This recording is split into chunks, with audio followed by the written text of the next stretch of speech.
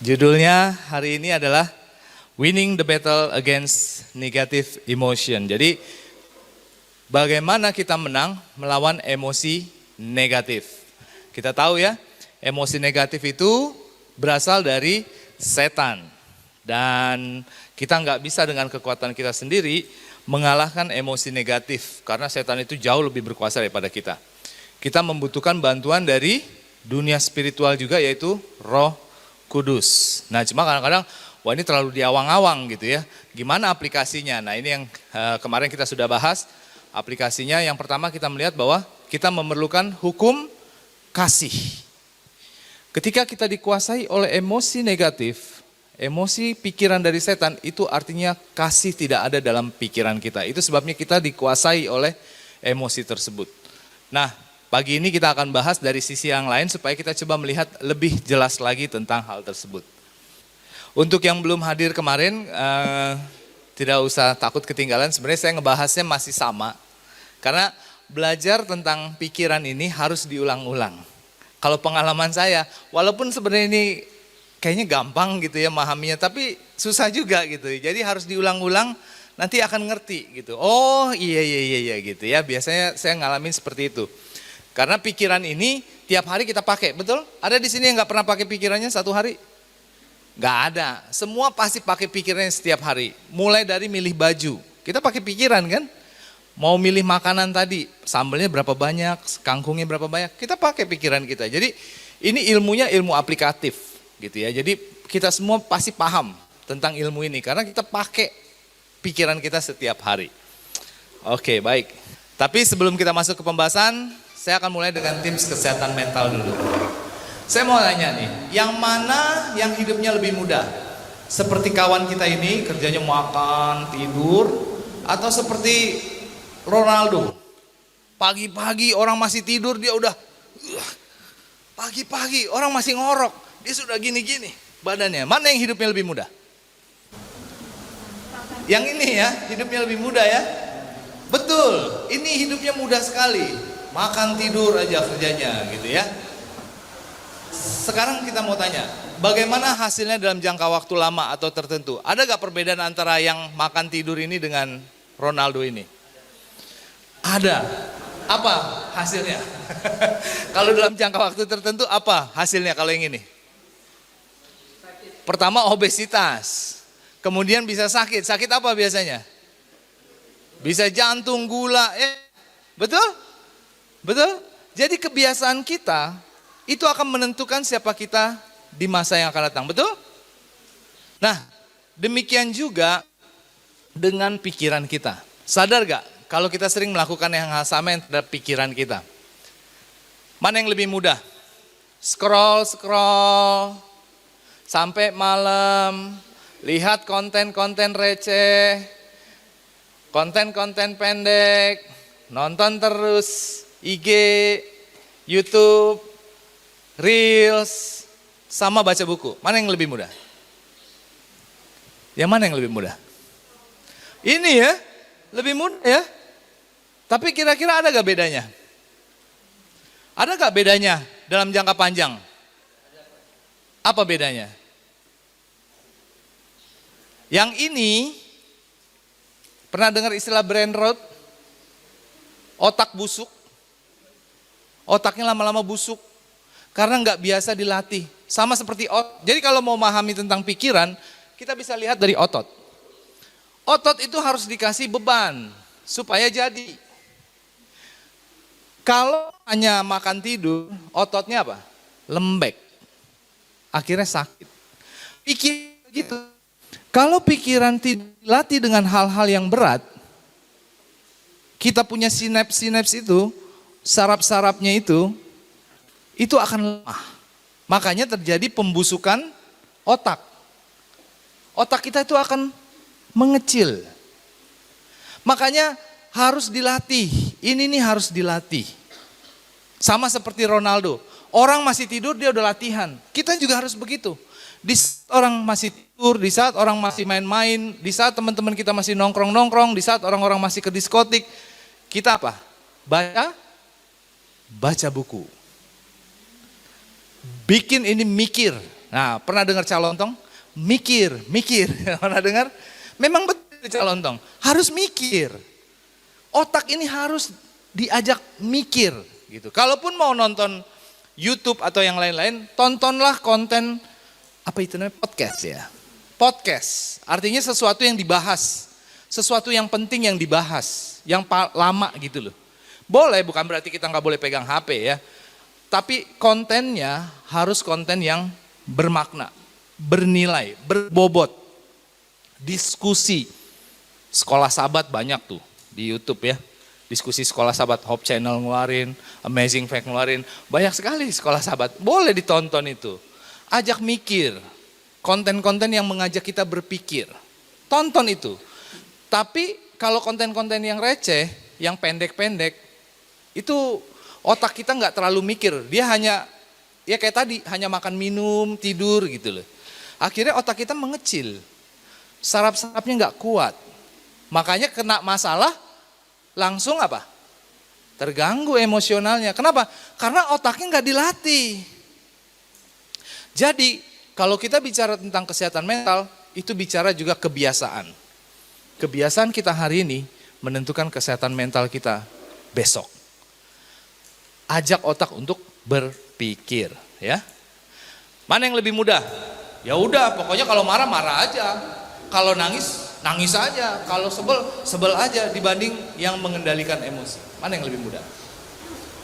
Pengen marah tapi aduh kendalikan gitu ya. Pengennya menjerit tapi kendalikan. Dibanding yang ini.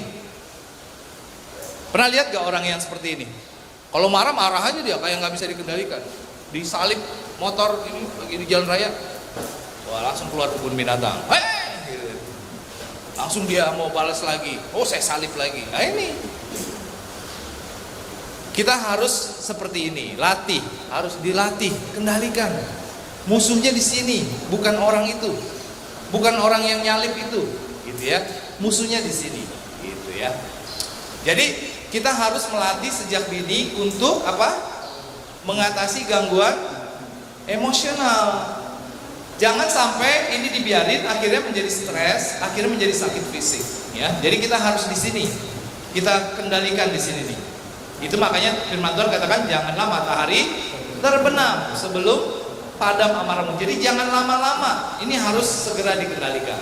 Nah, sekarang kita mau belajar bagaimana mengendalikan emosi negatif.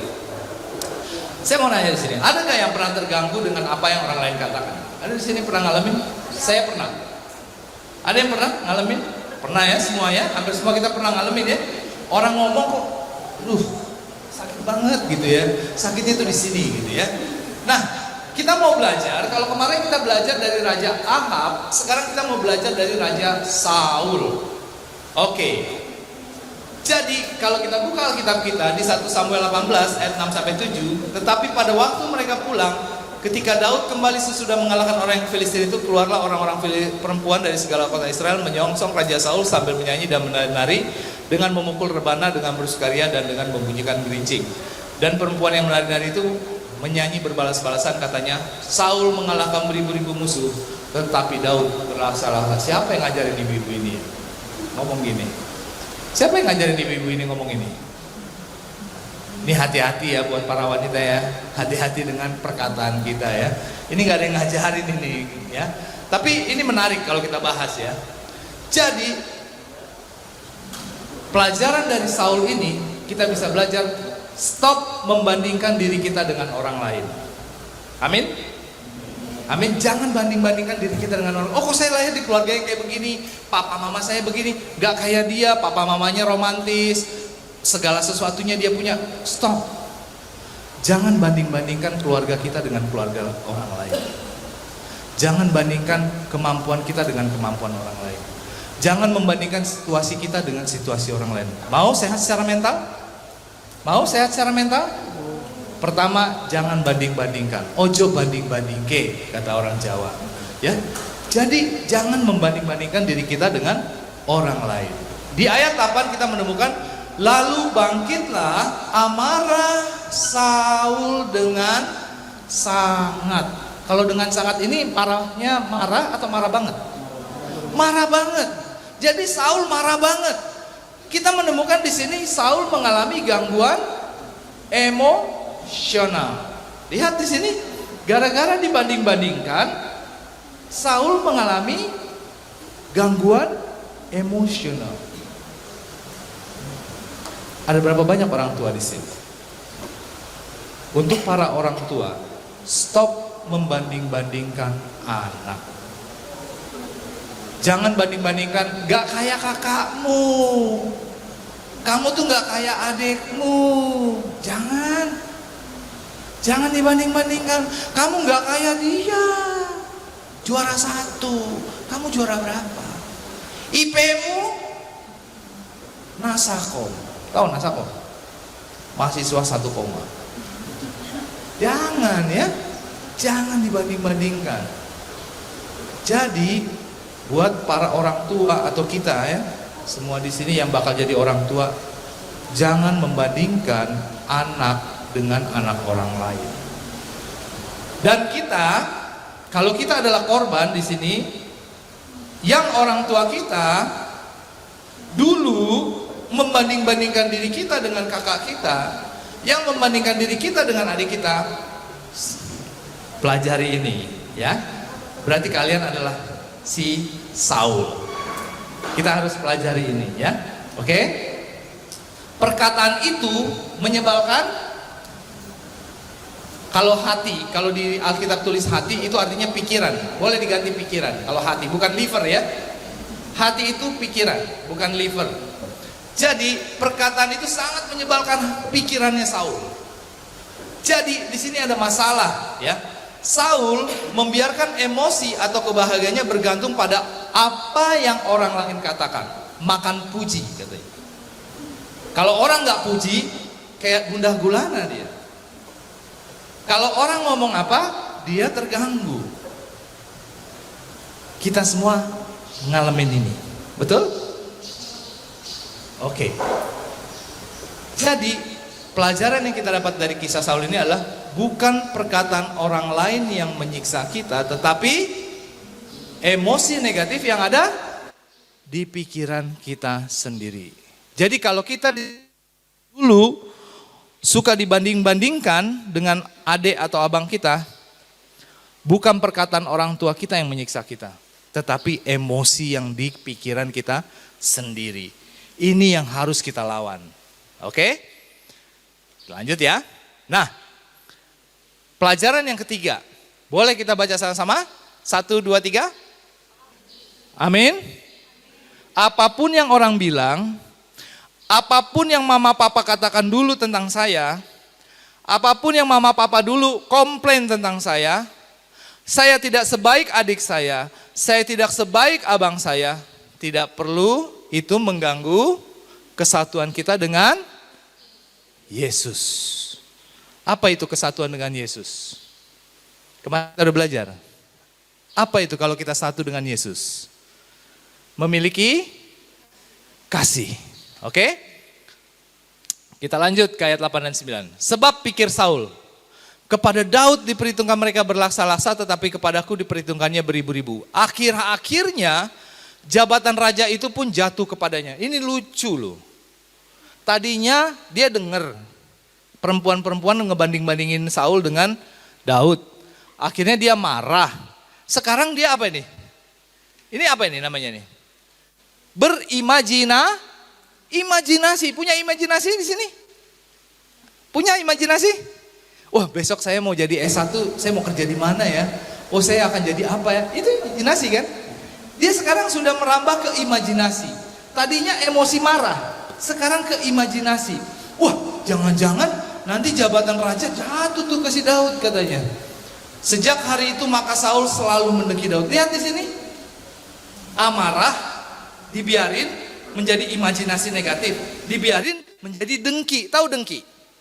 Benci banget. Lihat di sini. Emosi negatif kalau dibiarkan itu akan berkembang, makanya bisa menjadi stres, bisa menjadi sakit fisik. Lihat aja Saul. Dari emosi marah menjadi imajinasi, menjadi dengki. Apakah benar Daud ingin jabatan Saul sebagai raja? Emang benar ya? Daud pengen jabatan rajanya Saul. Iya. Daud mau gitu? Jabatan rajanya Saul sebenarnya? Enggak. Berapa kali Daud punya kesempatan bunuh Saul? Banyak. 2 kali atau 3 kali ya? 2 kali kalau nggak salah ya? 3 ya? 3 kali ya? Sebenarnya Daud bisa bunuh Saul kalau cuma mau jadi raja. Daud lakukan nggak? Daud artinya pengen nggak kudeta? Enggak. Tapi di pikiran Saul apa? Ini mau kudeta ini. Padahal Daud enggak, saya nggak ada yang ingin kudeta. Inilah pikiran kita. Suka nipu. Kita mikir, wah ini pasti dia lagi ngomongin saya nih. Saya pernah gitu ya. Tiba-tiba teman kami lagi main pingpong gitu kan, terus kita ngobrol gitu teman-teman saya. Tiba-tiba ada teman saya nanya, kalian berdua ngomongin saya? Hah? Ngomongin kamu? Enggak ada ngomongin kamu, ngapain ngomongin kamu? Lihat, ini nih bahaya nih. Kita suka mikir seakan-akan, kamu lagi ini ya sama saya ya. Suka nebak-nebak. Ini bahaya ini pikiran ini. Apalagi kalau buat anak muda, kayaknya dia suka ya sama saya. Cuma gara-gara dilihat ini, kayaknya dia suka deh sama saya. Apa sih? Cuma ada yang pernah begitu? Kayaknya dia suka deh sama saya. Gitu. Ada yang pernah merasa gitu? Orang cuma melihat gitu doang gitu ya. Ya inilah pikiran kita ya. Menipu ya. Nah, kita lihat lagi ya. Jadi yang menyiksa Saul adalah pikirannya sendiri. Daud gak pernah mau kudeta. Gak ada kepikiran Daud kudeta. Bahkan Daud pengen nyelamatin Saul. Tapi Saul mikir nih mau kudeta dia nih. Makanya harus kita bunuh dia, mau kudeta nih. Lihat, siapa yang nyiksa Saul? Pikirannya sendiri. Jadi kalau kita pelajarin ya, emosi yang di pikiran Saul ya, bukan di pikiran Daud ya. Jadi yang menyerang dan menyiksa Saul adalah emosi di pikiran Saul sendiri. Jadi kalau kita lihat, pertama adalah marah. Marah dibiarkan, gak diatasin, nambah menjadi sebel. Kesel. Dibiarin, dia menjadi imajinasi. Mau kudeta nih katanya ya. Persepsi negatif. Dibiarin terus menjadi dengki. Boleh ada satu orang, Mas Bro, coba sini Mas Bro. Sama 2 orang lagi sini. Saya mau ilustrasiin bagaimana cara kerja setan di pikiran kita ya. Bro boleh diri sini. Yang satu lagi boleh? Sini. Bro tahan ya. Bro tahan ya. Nanti kita jatuh rame-rame nanti. Oke. Ini cara kerja setan sini bro. Ini cara kerja setan di pikiran kita. Pertama, ini Saul misalkan. Bro ini Saul. Saya setan. Saya datang ke pikirannya Saul dengan emosi marah. Bro tahan. Saya mau tarik. Oke, sekarang saya undang teman saya. Bro ini gak ngatasin saya. Bantu saya. Ini masuk dengki. Ini masuk sebel. Gimana rasanya bro? Ketarik. Makin. Makasih ya bro. Makasih. Boleh balik lagi. Lihat. Itulah cara kerja setan. Dia tarik. Kalau kita gak ngatasin dia bawa teman-temannya. Pernah lihat dengar ilustrasi Yesus? 1 roh jahat keluar, dia bawa 7 temannya. Seperti itulah kalau kita nggak ngatasin setan. 1 emosi negatif, kita nggak atasin, setan akan bawa teman-temannya. Itu yang bikin kita itu lama-lama depresi. Karena kita diserang, dikeroyok rame-rame sama setan. Itulah yang dibilang orang Samaria baik hati. Yang katanya orang itu dirampok setengah mati katanya kan. Seperti itulah cara kerja setan. Dia mau bikin kita setengah mati. Kita mau disiksa sama dia. Jadi setan itu masuk dengan ini semua nih. Kita diserang dengan semua ini. Dapat poinnya? Cara kerja setan? Jangan lama-lama, makanya Tuhan bilang. Segera diatasin. Karena 1 pintu dibuka, dia akan bawa teman-teman. Masuk. Kita diserang habis-habisan. Pengalaman Saul ini sering menjadi pengalaman kita. Kita disiksa oleh pikiran kita sendiri. Orang lain tidak berbuat salah saja, pikiran kita sendiri bisa menyiksa kita, ya. Apalagi kalau orang lain benar-benar berbuat salah, semakin pikiran kita menyiksa diri kita sendiri. Boleh kita baca lagi sama-sama 1, 2, 3?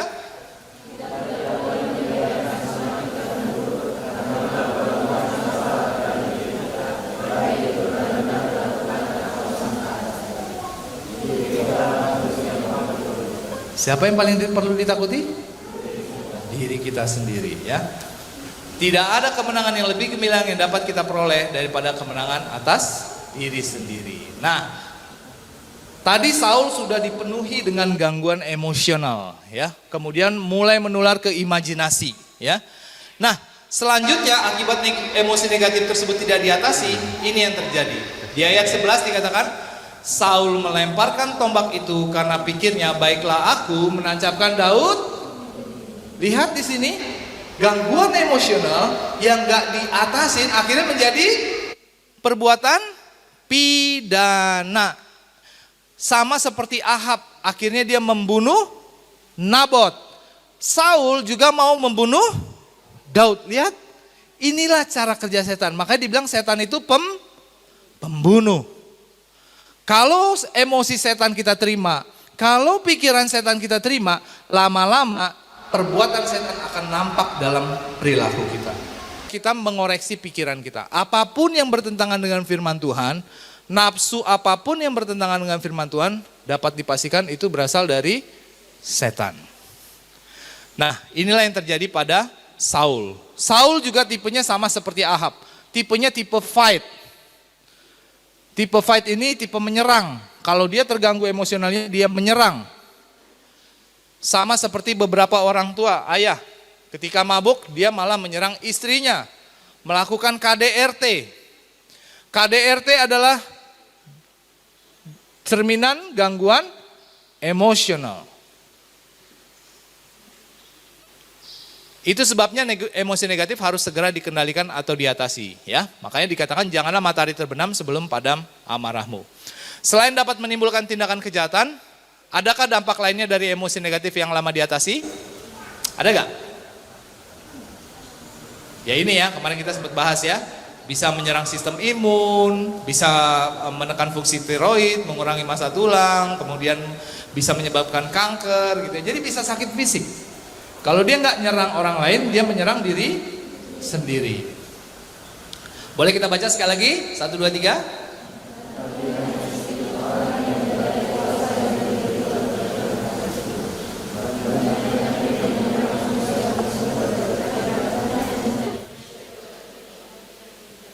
Amin. Banyak penyakit menyerang bersumber dari pikiran. Dan hanya bisa diobati katanya apa? Oleh memulihkan pikiran kepada kesehatan. Jadi kalau kita ngomong new start itu bukan hanya nutrisi, bukan hanya exercise, sampai yang terakhir apa? R-nya, rest. Tetapi juga yang paling penting, trust in God. Trust in God itu adalah pikiran. Nanti kita bedah itu ya. Penyakit pikiran merajalela di mana-mana, 90% penyakit diderita manusia bermula di pikiran. Nah, itu sebabnya di lifestyle center kami di Salatiga, kami tidak hanya fokus kepada fisiknya, tetapi juga kepada pikirannya. Karena itu dua hal yang gak bisa dipisahkan. Nah, pertanyaannya nih, apa yang harus kita lakukan jika emosi negatif ada di dalam pikiran kita? Kita udah belajar ya, harus diatasin. Tapi gimana caranya? Gitu ya. Oke, kemarin kita udah belajar, kita harus punya hukum kasih. Nah, sekarang kita mau lihat dari sisi lain. Apa yang harus kita lakukan ketika ada emosi negatif dalam pikiran kita? Lakukan hierarki pikiran. Apa itu hierarki pikiran? Boleh kita baca sama-sama 1, 2, 3?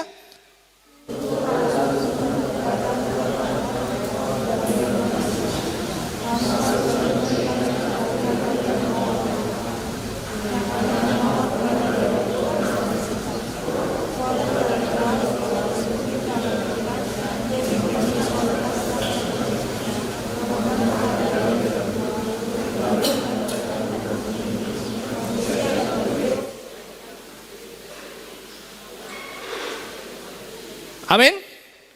Bukankah ini yang kita butuhkan? Penakluk diri sendiri. Musuhnya siapa? Diri sendiri, pikiran.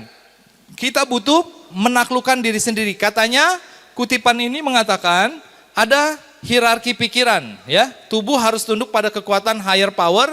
Nafsu keinginan harus dikendalikan oleh kemauan.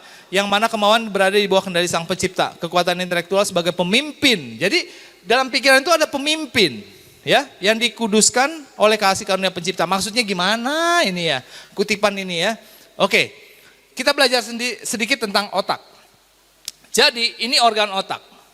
Nah, organ otak ini Tuhan menciptakan namanya pikiran, kemampuan pikiran atau mind faculties. Pertama ada kuasa memilih. Contohnya hari ini saya pilih baju ini. Itu karena saya punya kuasa memilih. Tapi seandainya istri saya merampas kuasa memilih saya, jangan pakai ini. Pakai kaos saja. Nah, bisa juga gitu ya. Tapi ini menandakan kita punya kuasa memilih. Kita juga punya logika. Betul? Ada di sini nggak punya logika? Semua punya logika kan? Bisa mikir kan? Kalau saya kesana jam segini, nyampe gak ya, telat gak ya? Itu logika gitu ya. Kemudian kita punya hati nurani. Hati nurani ini adalah nilai-nilai yang kita percaya. Contohnya, Sepli, kalau ada uang 2 juta di sini, kamu ambil gak? Oh, kamu ambil? Walaupun kamu gak tahu punya siapa. Tanya dulu ya, kamu gak langsung ambil. Karena kamu percaya, ini pasti ada yang punya gitu ya. Kamu gak mau curi gitu kan. Nah, itu karena kamu punya hati nurani, Sepli. Makanya kamu tidak mau ambil uang itu. Kemudian kita punya nafsu, betul? Tadi pagi siapa yang makan? Siapa yang makan di sini? Tadi pagi, semua makan di sini kan? Karena punya nafsu kan? Coba kalau nggak punya nafsu makan, mau makan nggak? Iya kan? Ada nafsu kan di sini kan? Nafsu makan. Kemudian ada perasaan, emosi, seperti Saul tadi ya, punya perasaan gitu. Kita juga punya perasaan, keingintahuan. Kemudian punya imajinasi. Besok saya udah lulus mau ngapain gitu, punya bisnis apa gitu. Punya mood, punya memori. Kita masih nginget kan? Bisa nginget kan? Kemarin dosen ngajarin apa, kemudian kita masih ingat, papi mami dulu ngajak saya kemana, masih ingat kan? Karena kita punya memori. Kita juga punya persepsi, kita punya kemampuan meniru, banyak sekali. Jadi otak ini walaupun kecil, kemampuannya banyak. Itulah luar biasanya Tuhan, amin. Jadi kemampuan pikiran kita itu banyak.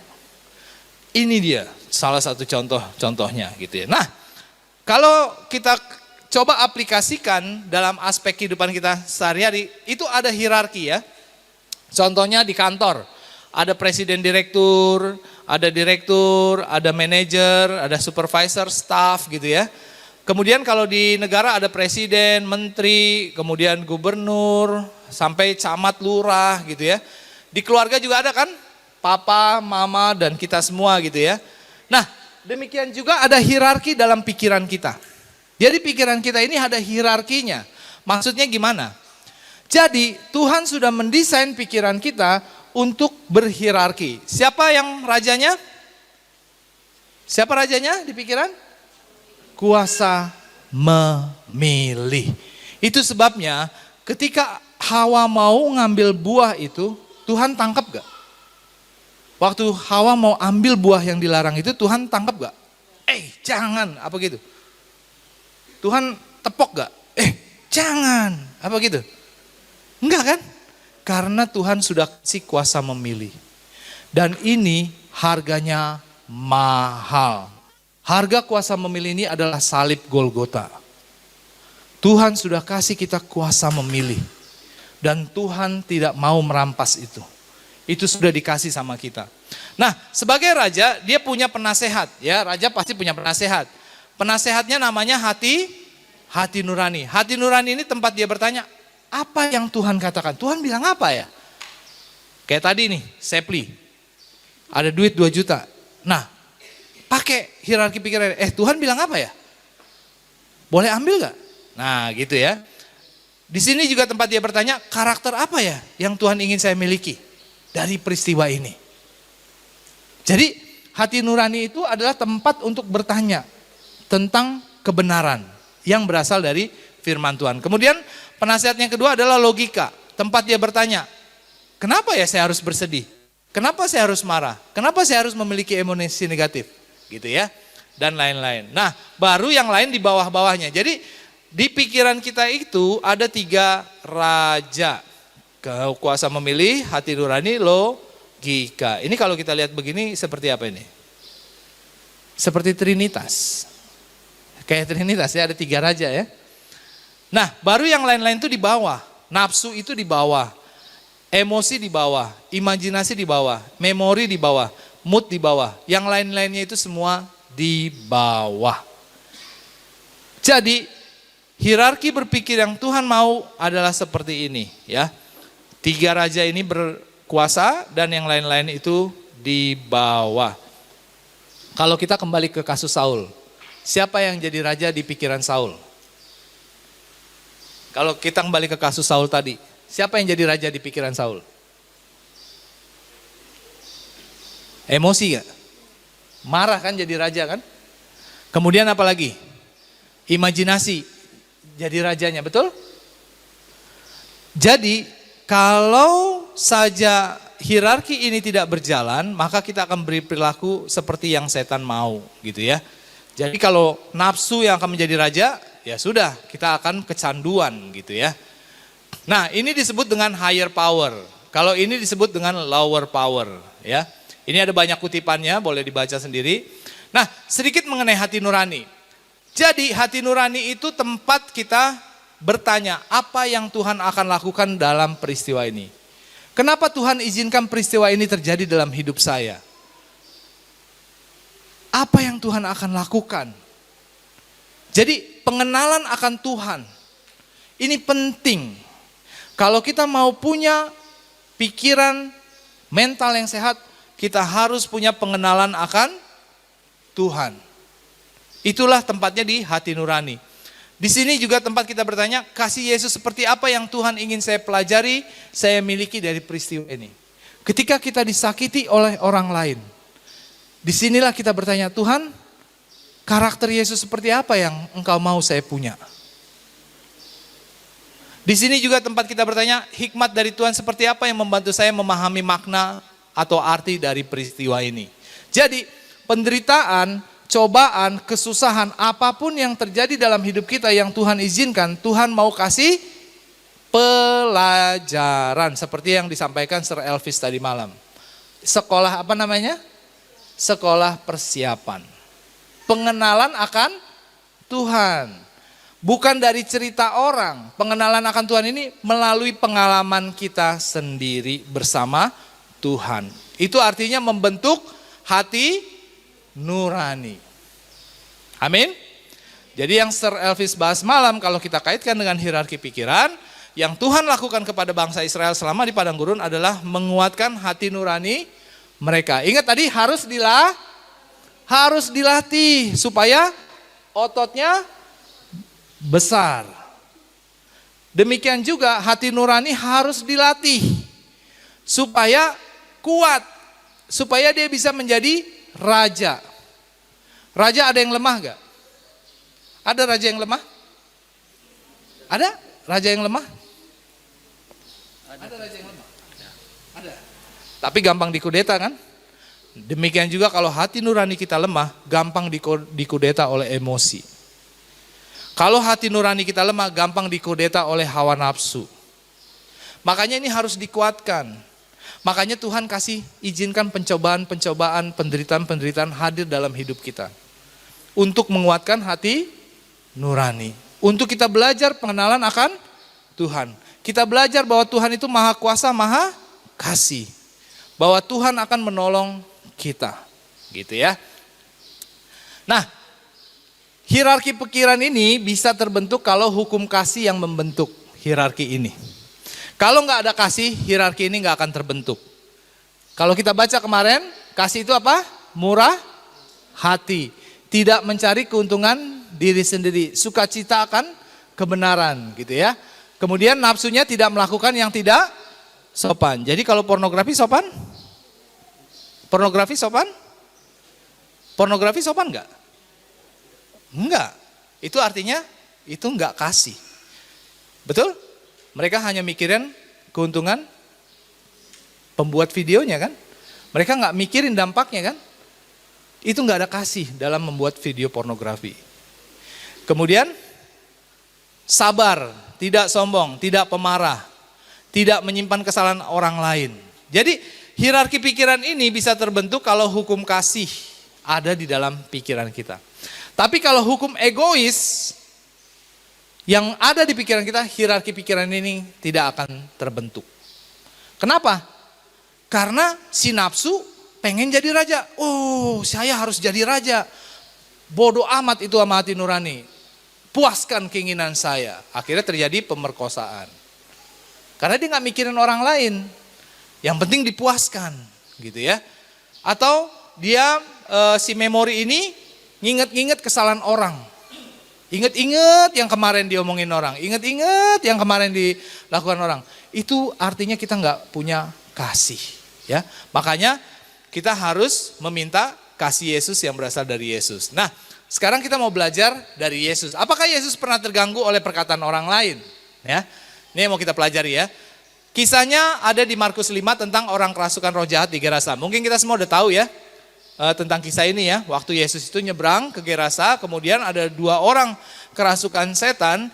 Kemudian Yesus mengusir roh jahat itu dari orang tersebut. Nah, jadi orang kerasukan roh jahat di Gerasa ini, kedua orang yang dirasuk setan itu telah mendatangkan rasa takut di seluruh negeri. Orang pun lama mereka itu karena mereka menyerang setiap orang yang berjalan di sana dengan amarah setan-setan. Jadi 2 orang yang kerasukan setan ini mengganggu sekali. Karena kalau lewat dia akan nyerang siapapun yang lewat gitu ya. Nah, jadi kalau kita lihat di sini penduduk Gerasa itu punya masalah. Dan Yesus datang untuk membuat masalah mereka hilang gitu ya. Lalu roh-roh itu meminta kepadanya, katanya suruhlah kami pindah ke dalam babi-babi itu, biarkanlah kami masukinya. Yesus mengabulkan permintaan mereka, lalu keluarlah roh-roh jahat itu dan memasuki babi-babi itu. Kawanan babi yang kira-kira 2.000 jumlahnya itu terjun dari tepi jurang ke dalam danau dan mati lemas di dalamnya. Sekarang saya mau tanya, apakah orang Gerasa memberikan pujian, pengakuan, ucapan terima kasih karena Yesus menyelesaikan masalah mereka? Mereka ngucapin terima kasih gak? Tidak. Gak ada ya? Apa rasanya kalau kita udah nolong orang gak ada ucapan terima kasihnya? Sakit hati. Sakit hati, nyesel nolong dia gitu. Lihat ini yang terjadi pada Yesus. Udah ditolongin, orang Gerasa ini ditolongin dari 2 orang kerasukan setan. Malah mereka apa? Mereka mendesak Yesus supaya ia meninggalkan daerah mereka. Lihat, ngucapin terima kasih aja enggak. Yang ada malah, pergi. Jangan di sini, pergi. Gimana rasanya? Kalian udah nolong orang, kalian diusir. Kalian udah kasih bunga, kalian udah kasih perhatian, kalian udah ngajak makan, ditolak. Enggak mau sama kamu. Gimana rasanya? Padahal udah H2P, apa tuh? Kasih harapan. Apa tuh? Hah? PHP ya, udah kasih PHP gitu ya. Tahu-taunya pas kalian mau ini ditolak kalian. Rasanya gimana? Rasanya sakit hati, kecewa ya. Yesus juga ngalamin ini. Udah Yesus baik, Yesus sudah tolong. Enggak ngucapin terima kasih, ngusir lagi. Biasanya kalau ngusir itu ada yang baik-baik gak? Mohon maaf Yesus, kami tidak bisa menerima kehadiranmu, silahkan pergi. Apa gitu biasanya kalau ngusir? Biasanya gimana kalau ngusir? Kasar ya. Udah sana. Rugi bisnis saya, 2.000 tuh mati gitu ya. Biasanya kasar, kata-kata dan nada yang gak enak didengar. Nah, bagaimana kalau kita di posisi Yesus? Apa respon sikap kita jika kita di posisi Yesus? Udah kita tolong, diusir lagi kita. Apa biasanya? Perasaan bro apa? Kalau seperti Yesus, di situasi Yesus itu? Kecewa. Kecewa ya? Nah, kita mau belajar dari Yesus. Bagaimana Yesus merespon menyikapi penolakan tersebut? Apakah Yesus dikuasai oleh emosi negatif? Marah, kecewa, kesal? Yesus dikuasai emosi negatif? Kalau kita baca di ayat 18 dan 21 dikatakan Yesus naik lagi ke dalam perahu. Yesus menyeberang lagi dengan perahu. Kalau di Alfa Omega dikatakan ia memenuhi permintaan mereka.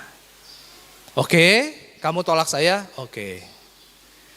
Lalu mengambil perahu hendak bertolak ke pantai, ya berlawanan. Yesus enggak berdebat. Yesus enggak, apa sih?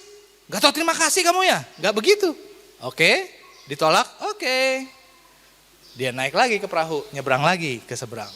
Jadi ada pelajaran yang bisa kita pelajari dari Yesus. Turuti, jadi kalau ditolak, turuti aja. Ya sudah kalau nggak mau. Mau gitu? Kalau kita nembak, cewek gitu ya, perempuan, kalau dia nolak, turuti aja, ya sudah. Amin? Kalau kita diputusin, turuti aja, ya sudah, terima kasih gitu. Mau? Mau? Siap? Mau contoh Yesus? Kalau ditolak, turuti aja, Yesus, ya wes, ya sudah. Gitu ya. Tidak perlu gak perlu protes-protes. Kenapa kamu mutusin saya? Kenapa kamu begitu? Gak usah ya. Jalani saja. Jangan begini. Tak mau diputus, aniaya. Perlu kita seperti ini? Kalau kita belajar dari Yesus, kalau diputusin, turuti saja. Ya sudah, kalau kamu memang pengen sama yang lain, saya ikuti kebahagiaanmu. Mungkin kamu lebih bahagia sama yang lain. Ya silahkan. Monggo, gitu ya. Siap? Siap, pemuda Advent? Pemuda Advent harus punya mindset seperti Yesus ya. Kalau diputusin, berarti dia kebahagiaannya bisa dengan yang lain, bukan dengan kita. Ya gak apa-apa. Turuti saja. Boleh kita baca 1, 2, 3? Amin. Kita tidak boleh membiarkan perasaan kita mudah terluka. Oke? Jadi harus move on. Jangan gagal, move on.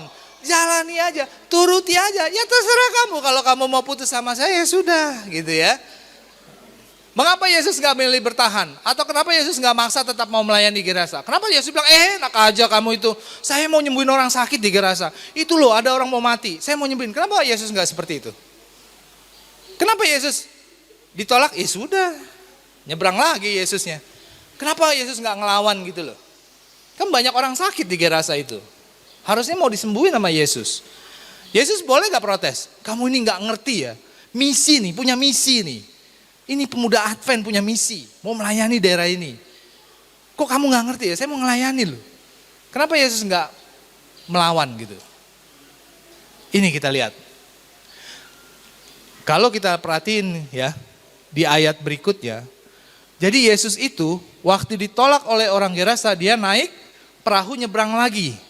Nah waktu di seberang, dikatakan datanglah seorang kepala rumah ibadat bernama Yairus. Ketika ia melihat Yesus, tersungkurlah Yairus depan kakinya dan memohon dengan sangat kepadanya. Anakku perempuan sedang sakit, hampir mati, datanglah kiranya dan letakkanlah tanganmu atasnya supaya ia selamat dan tetap hidup.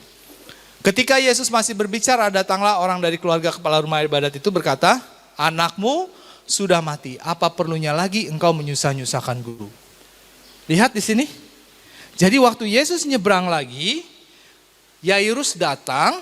Ketika Yairus lagi bertemu Yesus, orang-orang dari rumahnya bilang, udah mati anaknya, udah. Anaknya umur berapa? Anaknya Yairus umur berapa? 12 tahun. Kelas berapa itu? Kelas 6 SD. Laki-laki atau perempuan? Perempuan. Kalau kalian jadi orang tua, itu rasanya aduh. Kalau anak sakit, kalau boleh kita yang sakit. Betul Bu?